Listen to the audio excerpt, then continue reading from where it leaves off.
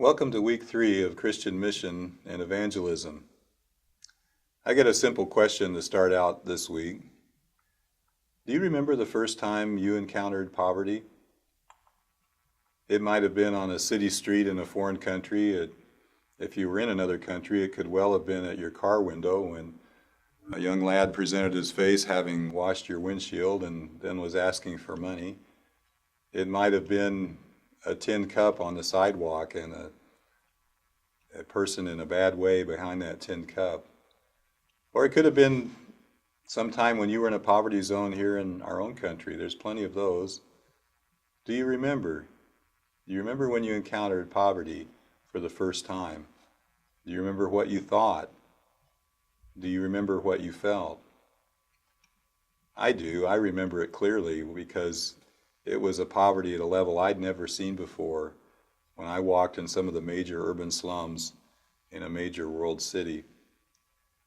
When we talk about Christian mission and evangelism, we are talking about bringing the presence of Jesus Christ into the communities, into the hearts of the peoples of the earth, where he is not well known or not even known at all.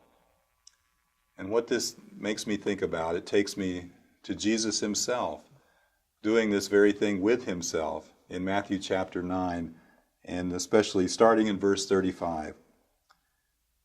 Jesus went through all the towns and villages, teaching in their synagogues, proclaiming the good news of the kingdom, and healing every disease and sickness.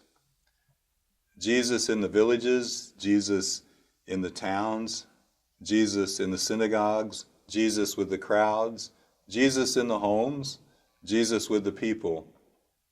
Jesus was employing the very senses that he had created, walking with the people, being with them, experiencing humanity at a level that is truly incarnational. The senses he created, the sight, the sound, the touch, the smell, the hearing, and seeing people as they lived, walking with them, ministering on the level of being human, which means both body and spirit. He was meeting them in their context, in their villages, in their towns. You could argue that urban and rural. I don't know if I want to do that, but it was in their context. And he was meeting them in their need, both physical and spiritual. This is what it means to follow Jesus. This is where he will go. This is what he will do. And this is what he will feel. Because Matthew tells us in the next verse, when he saw the crowds, he had compassion on them because they were harassed and helpless, like sheep without a shepherd. Jesus, experiencing through the very senses that he had created, humanity itself, at its most essential level, was moved with compassion. When we follow Jesus, we have much the same thing happen to us. Do you remember when you saw poverty for the very first time? Do you remember when you saw someone whom you knew needed Jesus desperately in their lives, and what you felt for them and what that was like? And then Jesus turns to the way this gets done in verses 37 and 38.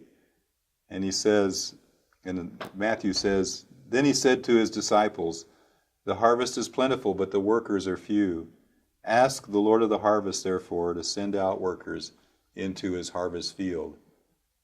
Jesus is saying to us, come and work alongside me. When Jesus says, follow me, he is going somewhere. He is doing something. He is involved with humanity. There is much to do. Come and see it, feel it, smell it, hear it, taste it. This means, come, follow Jesus.